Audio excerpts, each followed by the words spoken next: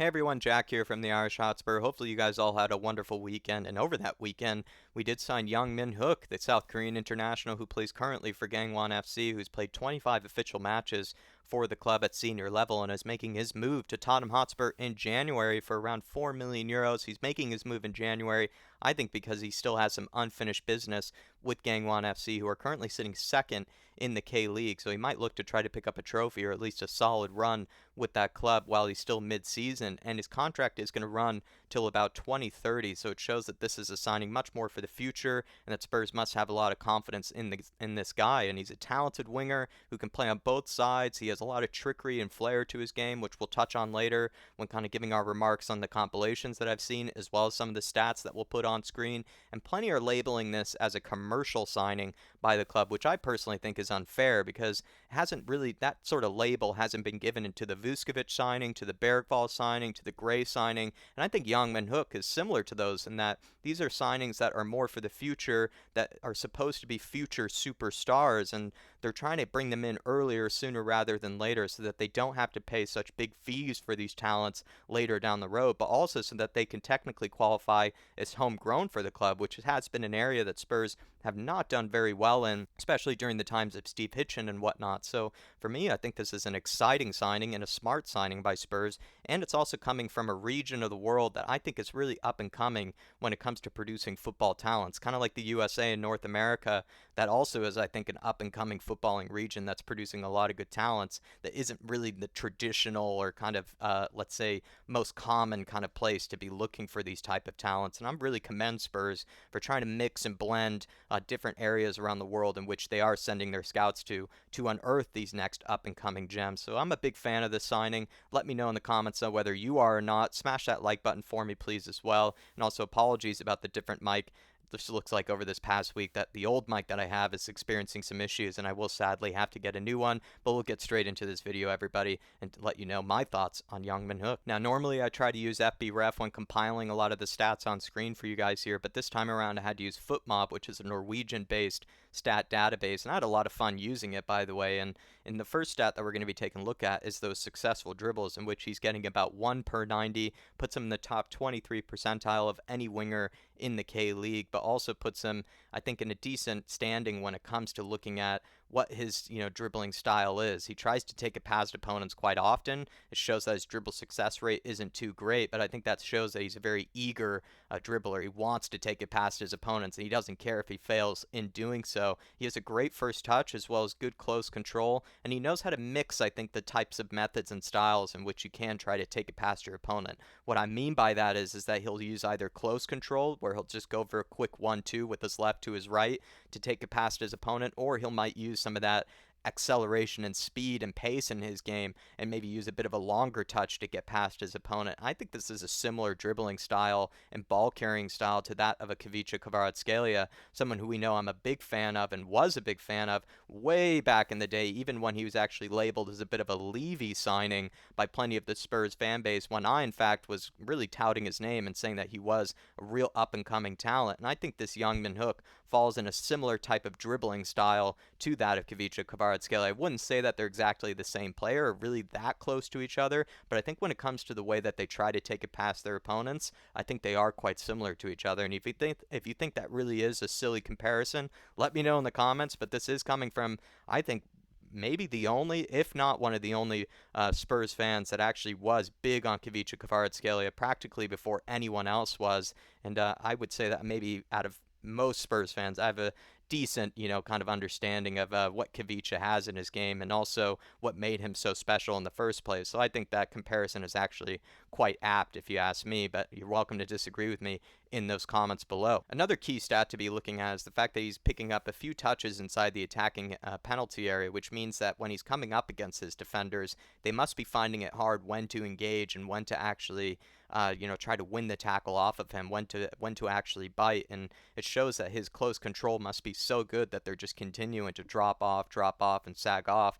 and eventually just letting him into the opponent's penalty area. Or he's also doing a good job of quickly taking it past his opponent and then getting into the opponent's penalty area to then cause havoc and cause problems. Something similar to maybe that of like a Jack Grealish, I would say, who does such a good job in this area. Normally Jack Grealish, if you look at his stats, is practically one of the highest wingers in the Premier League, if not in Europe, when it comes to this metric of looking at touches inside the opponent's box. And what Jack Grealish does so well is that he keeps the ball so close to him that defenders, like I say, are finding it hard when to engage, when to bite, when to try to win the ball off of him, that eventually they just sort of let him into the opponent's box, and then you're really close to the goal and you can cause problems even in even better situations. So this is a good stat, I think, to reflect that this guy, Young Min-Hyuk, is a good dribbler. And also, if you looked at his expected goals, which is around 5, he scored actually 8 or 9 goals in the K-League so far this season, which means that he must be clinical enough,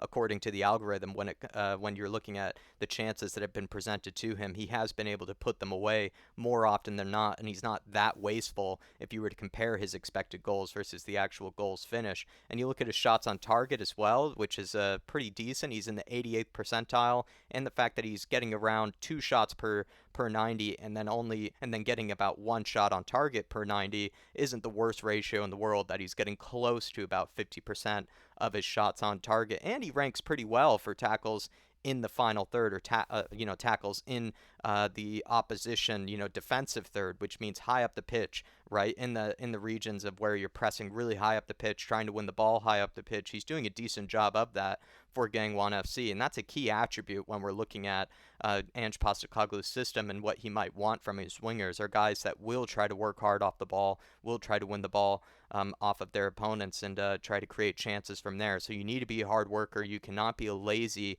defender in this system. And by the looks of things, from those defensive numbers and from maybe some random compilations here and there, I think you can tell that Young Min-Hyuk certainly is not a lazy player out of possession and will actually work hard for his team to try to win it back. And if you take a look at his shot map here, you can tell that he has plenty of shots from all over the place, from inside the box to outside the box, which I think is a good, healthy mix to be seeing from such a young player. And he seems to have no issue with shooting from outside the penalty area. In fact, he scored 2 goals from outside the penalty area, and I believe he's taken around 14 in total, actually. When you do look at some of his shot maps here, he's taken 14 shots so far this season from outside the penalty area, which shows that he has a confidence in his ability to shoot from distance. And with the goals that he's scored compared to his expected goals, he must have actually some decent technique and some decent finishing skills. And he's taken at least 6 shots as well with his left foot, by the way, and none of them have gone in. But the fact that he's even taken 2 of them from outside the penalty area, for me, shows that, again, he has confidence in his ability, and he has confidence in that left foot. And also the left-footed shots that he's even taken are more from a natural position, from where a guy who is a right-footed left winger would look to try to shoot with their left without needing to take it inside or having to cut inside onto their stronger foot to shoot it. So the kid is only 18 years old, and yet he's already developing skills with his weak foot and is developing that confidence with his weak foot to shoot. And as well, he's taking shots from outside the penalty area, which is a reflection, I think, of a guy that has confident ability in his ball striking, as well as just his shot power. He has a decent shot power from what I can tell from the compilations, and 2 of the goals that he did score from outside the penalty area for Gangwon FC have been pretty impressive. Both of them real good right-footed curlers, if I can remember the highlights correctly. Now, I like the look of Young Min-Hyuk. He's a very good 1v1 dribbler. He has that really good close control and ball carrying style, which I think is, again, similar to that of Khvicha, Kvaratskhelia, which I'll expand on further here, which means I think he uses his pace and acceleration when necessary, but also mixes it with that kind of close control and that ability to take it past his opponent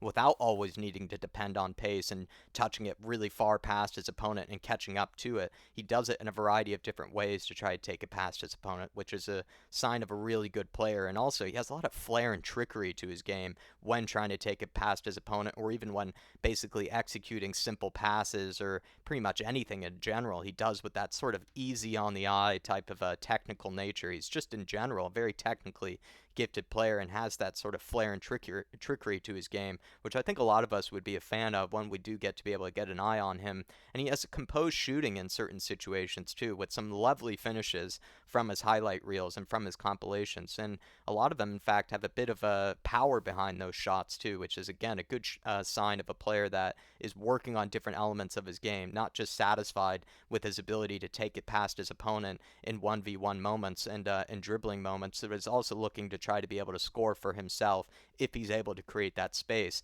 And just everything from his compilations, you can tell that he's just a very easy on the eye, technically drilled and gifted player. Everything from the first touch to his close control to his passing and finishing just sort of has this kind of easiness to it, has this sort of like simplicity to it, where he makes it look easy and he makes it look aesthetically pleasing. So I really like actually the general quality that he seems to kind of show when just basically doing anything with the ball at his feet. And I really like this signing because he fits the bill of a traditional tricky winger that maybe he's starting to kind of, I don't know, not always be as common nowadays. He's someone that doesn't rely on pace and power, but relies on simply his technical ability as well as also his footballing brain for such a young guy. He looks to be an intelligent player. And like I said earlier, he tries to mix and match the different ways he takes it past opponents. He's looking to improve on his shooting ability, and he has a lot of just sort of, I think, basic attributes and drilled attributes in his game that I think are really good for a traditional tricky winger that would suit this Ange Postecoglou system in a variety of ways. And he looks comfortable in wide areas. In fact, that probably looks like where he excels most, when hugging the touchline and receiving it in those wide areas, drawing his defender out to him, only to then take it past him and then whip in a good cross or create something further from there. So we're really looking at a guy that I think eventually could develop into a very good Ange Postecoglou winger. If I were to think about any weaknesses in his game, perhaps strength. I don't know too much about the kid because I've only watched so many highlight reels and compilations, but then, I've been trying to rely on sort of the word of others that might actually watch the K-League on a more regular basis, and from what I can tell, maybe strength could be a weakness of his. That being said, though, I can't really say that I can name any Korean players that I've come across in the past that I would say fall in that Brian Hill department of being a bit too weak for the Premier League. A lot of Korean players like Sonny and others, I think have usually shown to be pretty athletic and strong players, and also willing to work pretty hard, to try to win the ball back or even try to defend the ball from a really strong opponent. So I wouldn't exactly say that this is a weakness of his. It's just me trying to find one if I can at all. And he's another signing for the future, and a signing for the future that joins a long list of other really good signings for the future, like Bergvall, like Udoji, like Sarr, Vuskovic, and Gray. All these guys are playing for the team now, but they were ones that needed to develop and had to maybe go out on loan, one more season before coming to Spurs. And I think he obviously kind of fits this mold of an exceptionally talented player for his age group,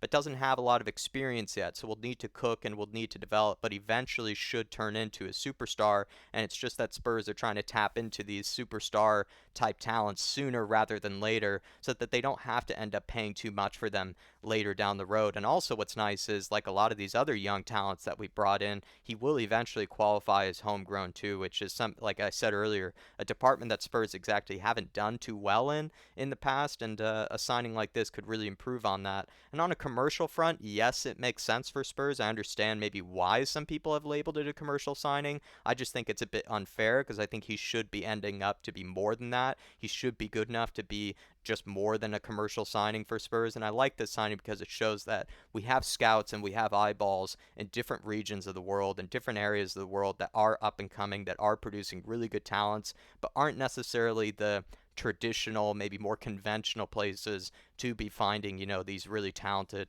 future superstars. So I do like and commend Spurs for trying to find different players from different regions around the world, and looking to try to bring them into the academy and to eventually qualify them as homegrown and be future Spurs superstars. And last but certainly not least, I like that young Min-Hyuk, in fact, wants to play for Spurs. He's labeled himself as a guy that really wanted to play for a big club, but he specifically wanted to play for a club like Tottenham Hotspur, and he believes in the program, and he believes in what we're trying to build here. And I think that's exactly what Ange Postecoglou wants to hear, and that's exactly what us Spurs fans want to hear. So for the most part, I think there aren't really too many negatives to this signing. I think this is a real good one for the future. I'm excited to see him in January, but everyone let me know your thoughts on it and whether you disagree with me at any point in this video, because this definitely is a maybe controversial signing for the fact that some of it have labeled it as a commercial signing. I personally don't feel that way, but plenty of people can let me know in the comments whether they feel that way.